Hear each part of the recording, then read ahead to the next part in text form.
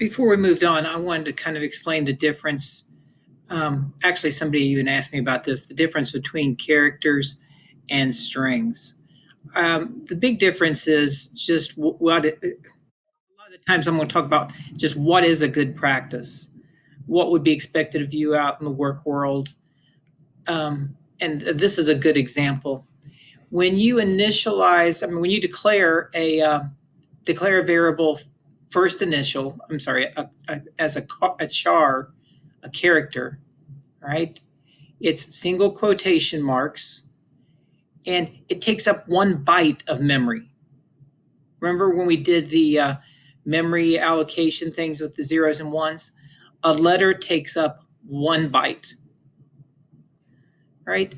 If I would if I would have declared this as a string, same thing. We'll make this string first initial, right? Since it's a string, it's got double quotation marks, right? It's still going to hold the capital A because it's my first initial, right? The difference is it takes up 2 bytes. It is a string now, and A is in the first byte. Then there's this character called a null variable. It's called a null in the second. So it's taken up 2 bytes, which just isn't a good practice.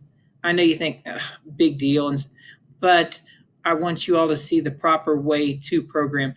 If you do something like a program where it wants a middle initial, I would suggest you use a char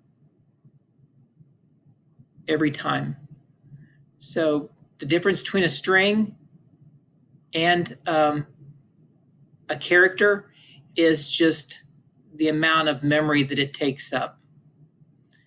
When you initialize something to a string, the IDE, C++, the Studio, it takes care of this. All right. I mean, it goes ahead and assigns the null variable, or the null, I keep calling it null variable, the null to it. But it's, like I said, 2 bytes. To give you an idea what it looks like, string, first name, Abe, it's an A in the first byte, a B in the second byte, an E in the third byte, and then the null. All right, I hope that clears that up for you. But if you're writing a program and it wants like a middle initial or a grade, right, like an A or B or C, I would always use a character. If it's going to be something more, it doesn't make good sense to do like 5 or 6 different characters. Write it as a string.